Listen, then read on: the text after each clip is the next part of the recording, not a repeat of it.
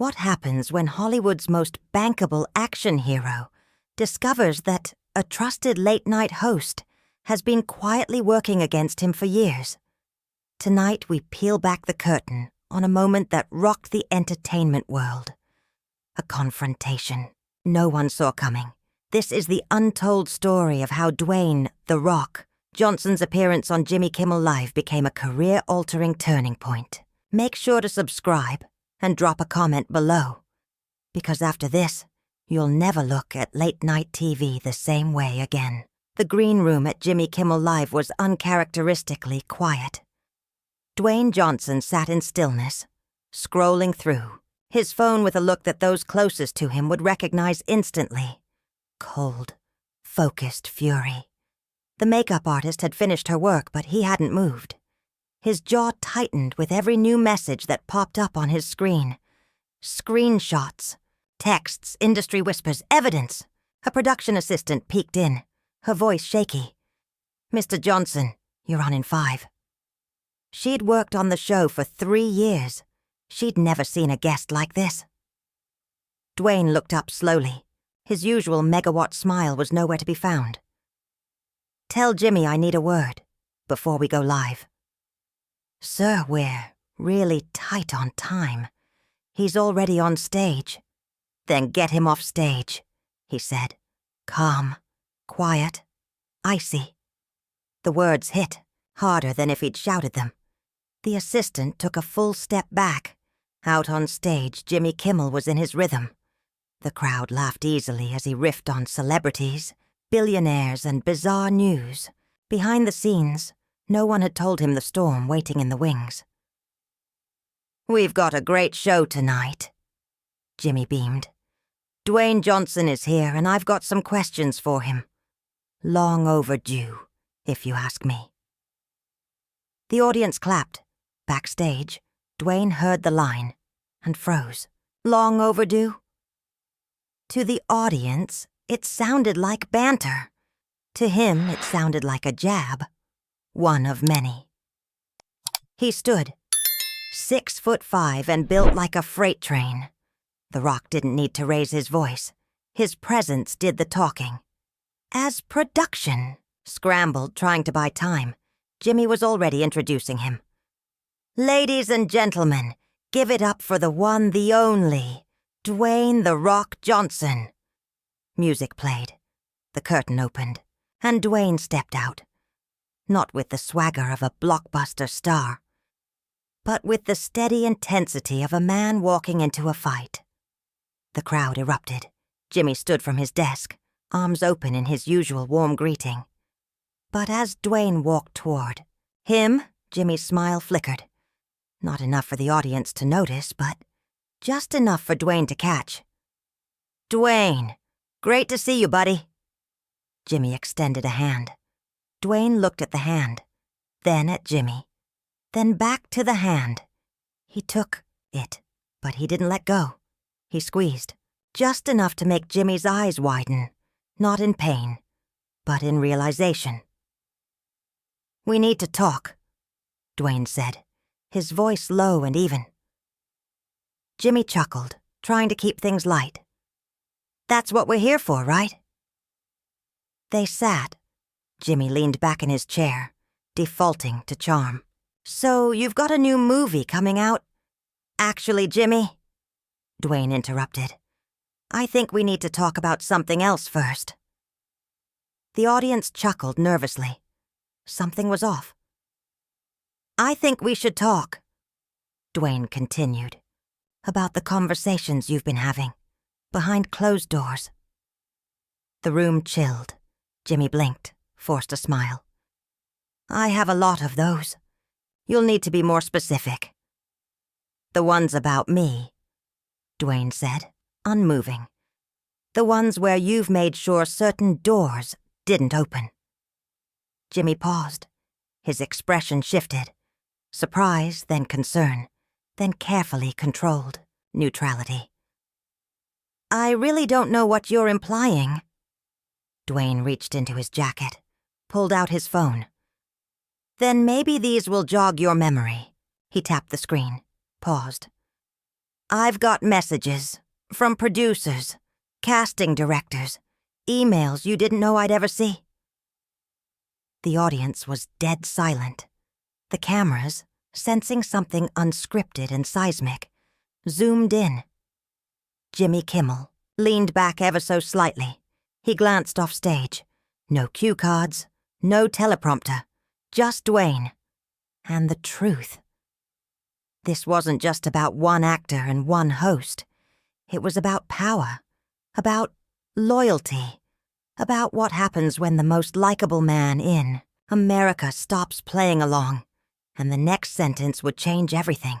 Inside the control room, chaos was brewing. The director hovered over the switchboard, torn between cutting to commercial or letting the drama unfold. Every second felt heavier than the last. On stage, Jimmy Kimmel leaned back in his chair, his usual polished host persona beginning to crack. His smile had faded, replaced by a strained composure. "Dwayne, I think maybe there's been some sort of misunderstanding," he offered, voice tentative. "Misunderstanding?" Dwayne Johnson's voice cut through the tension like a blade. It wasn't a shout, just loud enough to carry, laced with rising intensity. "Jimmy, I've been in this business long enough to know the difference between a misunderstanding and a calculated attempt to sabotage someone's career." The audience was dead silent now. Phones lowered, murmurs gone.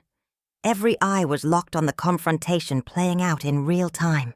Jimmy glanced toward the wings, looking for help. Any signal from his producers, any way out. "Maybe we should cut to a commercial break," he said, reaching toward the desk button to signal the crew. Dwayne's hand moved fast, calm but firm, stopping him mid-reach. "No, we handle this here, right now, in front of everyone." "Isn't that your specialty? Talking about people when they're not in the room. Only now I am in the room." The air in the studio thickened. Whatever light-hearted segment the audience had expected was long gone. They weren't watching a performance anymore. This was something raw, unrehearsed, and very real. Jimmy's usual swagger was gone. Panic crept into his eyes as he scanned the studio, looking for an escape from the escalating confrontation. "Dwayne, seriously, I think you're overreacting to whatever you think you heard," Jimmy said, trying to reset the mood. "Let's just talk about your new movie and keep things light." Dwayne's voice was calm, but carried a quiet menace. "There's nothing light about what you've been doing. Nothing light about the calls you've been making. Telling studios I'm hard to work with, unreliable, not worth the risk." Jimmy's face blanched. "That's ridiculous. I would never say anything like that, about you or anyone else." Dwayne raised his phone, the screen glowing under the studio lights. "Really? Because I've got a message here from Marcus Chen at Universal. Remember him, Jimmy? He was about to greenlight a project with me. Until you convinced him otherwise." Jimmy opened his mouth, but nothing came out. Dwayne continued. "Marcus texted me an hour ago. He said, and I quote, 'Just wanted you to know, Jimmy Kimmel called me last week asking if the rumors about your on-set behavior were true. He seemed very concerned about whether you were the right fit.'" You could hear a pin drop.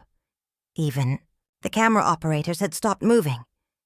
Jimmy shifted in his seat, visibly sweating now. I don't know what that's about." "Oh, we're not done," Dwayne said, his momentum building. "I've got another message from Sarah, Williams over at Disney. She says you told her I was difficult during negotiations, that I wasn't the right choice for their upcoming superhero film." Jimmy's voice returned, but it was thin. "If I had conversations like that, They were just honest industry. Talk. People ask me for opinions. I give them. Opinions? Dwayne leaned in, and Jimmy instinctively leaned back. You're a talk show host. Since when do you cast movies? Since when do you decide who gets roles in Hollywood? I'm not deciding anything, Jimmy insisted. People ask. I answer. That's all. Let's talk about that honesty, Jimmy, Dwayne said coldly. Let's talk about the phone call you had with Tom Bradley at Netflix 3 months ago. Jimmy's face turned ashen. His grip on the armrests tightened. I don't know who that is. Sure you do, Dwayne said. Tom Bradley, head of original content at Netflix, and I've got a transcript of that call too. The audience, the crew, the control room, everyone waited. The moment wasn't just uncomfortable anymore. It was historic.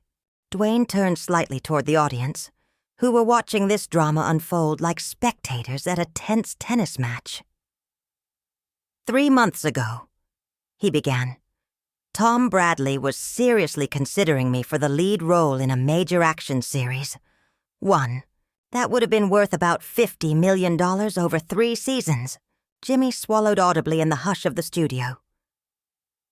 I still don't see what you're getting at, Jimmy said, voice tight.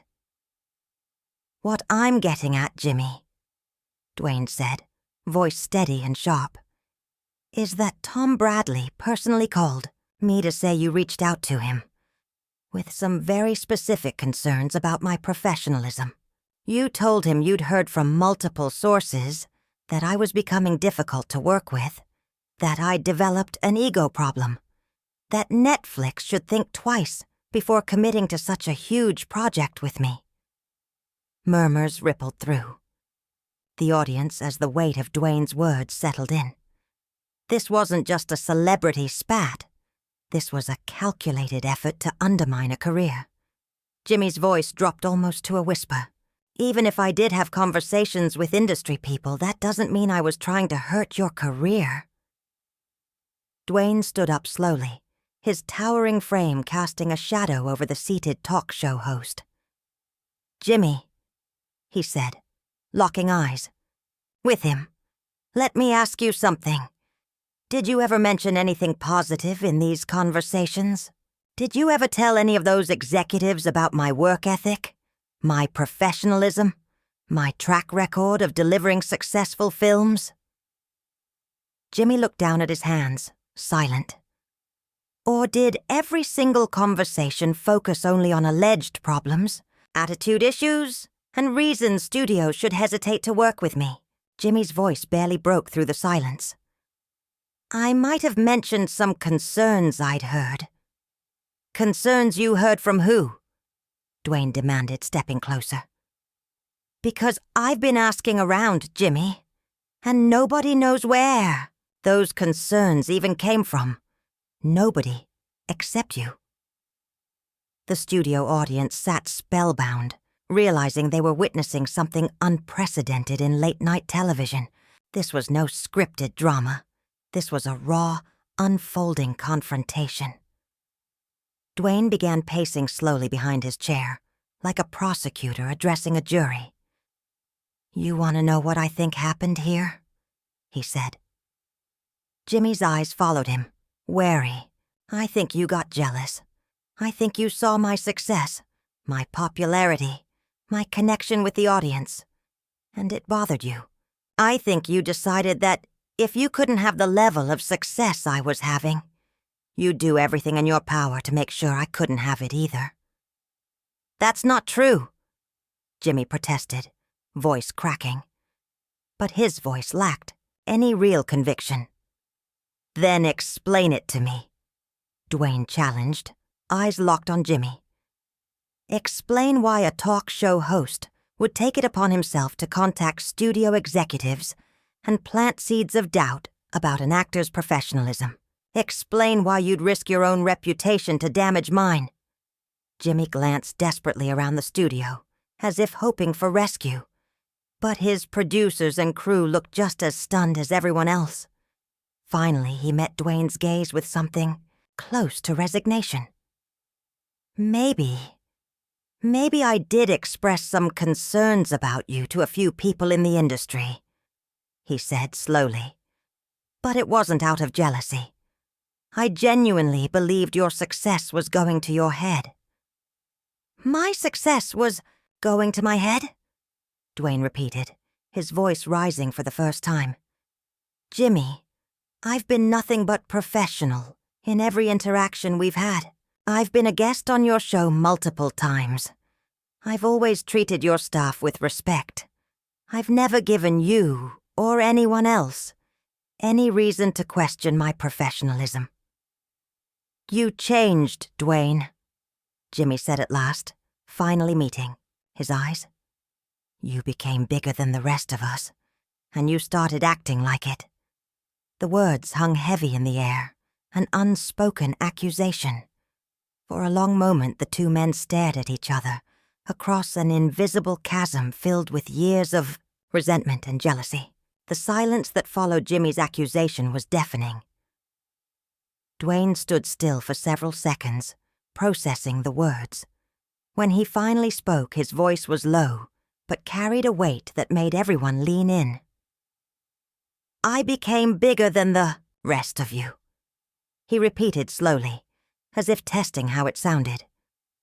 Let me tell you what actually happened, he continued. I worked harder than anyone else. I showed up earlier, stayed later. I treated every person on every set with respect.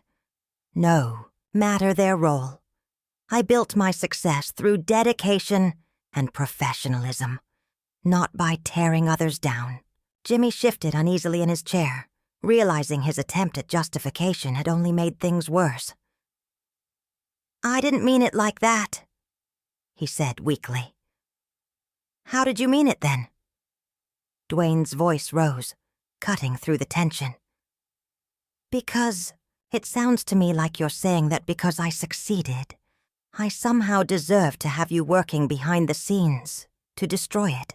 That's not what I was doing, Jimmy protested, voice cracking. Then what would you call it? Dwayne demanded. What would you call systematically contacting industry executives to plant doubts about my character and professionalism? What would you call spreading rumors that no one else seems to know about? What would you call trying to cost me roles worth tens of millions of dollars? Jimmy opened his mouth to reply, but Dwayne held up a hand. Don't answer that, he said coldly. I call it sabotage. Professional jealousy taken to a level that's not just unethical, it's pathological. The studio fell completely silent. Everyone understood they were witnessing something extraordinary, something that would be talked about for years. Several people in the front row discreetly pulled out their phones to record, despite the show's usual no filming policy.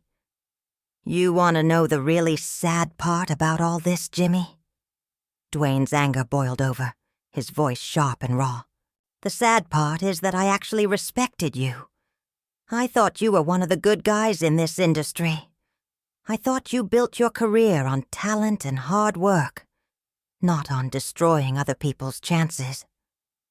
Dwayne, you're taking this way too seriously. Jimmy tried one last time to deflect, but his voice was shaking. Taking it too seriously? Dwayne exploded. Jimmy, you cost me a $50 million Netflix deal. You've been systematically undermining my career for months, maybe years. And you think I'm taking this too seriously? Jimmy stammered. I never meant for it to go this far. But it did go this far, didn't it? Dwayne shot back. And the only reason we're having this conversation is because people in the industry finally started coming to me directly, rather than just listening to rumors. You're poison, Jimmy said, eyes wild with panic as he scanned the studio. Can we please just cut to commercial? We can work this out privately. No, Dwayne said firmly. We're not cutting to commercial. We're not working. This out privately. You made the decision to run your campaign against me behind closed doors, with industry executives. Now we're going to have this conversation right here, where everyone can see it. Dwayne, please, Jimmy begged, desperation creeping into his voice. My career, my reputation, everything I've built, everything you've built. Dwayne cut him off, contempt dripping from every word. Jimmy, you built your career on the backs of people like me, actors who came on your show, boosted your ratings, helped make you successful. And this is how you repay that loyalty? By stabbing us in the back the moment we're not in the room. Jimmy tried to stand, perhaps hoping to end the interview, but Dwayne's commanding presence seemed to push him back down without a word. Sit down, Jimmy, we're not finished here. I think we are finished, Jimmy said, trying to sound authoritative. This is my show, and I'm ending this interview. Your show? Dwayne laughed, a cold, humorless sound. Jimmy, after tonight, I don't think you'll have a show anymore, because everyone in this audience, everyone watching at home, everyone in this industry is going to know exactly what kind of person you really are. Jimmy's face drained of color. You can't do this to me. I'm not doing anything to you, Dwayne said coldly. You did this to yourself. Every phone call you made, every seed of doubt you planted, every lie you spread about my character. I'm just making sure everyone knows about it. Security! Jimmy called out suddenly, voice cracking. I need security! 2 guards appeared from the wings but didn't move toward Dwayne. They looked confused, unsure of what to do. After all, Dwayne hadn't threatened anyone physically. He'd simply exposed the truth. What are you going to have them do, Jimmy? Dwayne asked. Arrest me for telling the truth? Have me removed for exposing your lies? Jimmy looked from the guards to Dwayne, then out at the audience. Everyone was staring at him with expressions ranging from disappointment to disgust. He'd lost control of his show, his narrative, his career, all within minutes. I want him off my stage, Jimmy whispered to the guards. Your stage. Dwayne stepped closer. Though he made no threatening move, Jimmy instinctively shrank back in his chair. Jimmy, after what you've done, after what everyone now knows you've done, this isn't your stage anymore. This isn't your show anymore. This is where your career ends. The security guards finally moved, but not toward Dwayne. They positioned themselves between the 2 men, visibly uncomfortable but understanding they needed to de-escalate. Mr. Johnson, one guard said respectfully, maybe it's best if you leave now. Dwayne looked at the guard, then at Jimmy, who sat slumped like a deflated balloon. You're right, Dwayne said. I think I've said everything I needed to say. He straightened his jacket and addressed the audience one last time. Ladies and gentlemen, remember what you witnessed here tonight. This is what happens when jealousy and professional sabotage get exposed for what they really are. This is what happens when someone thinks they can destroy another person's career and get away with it.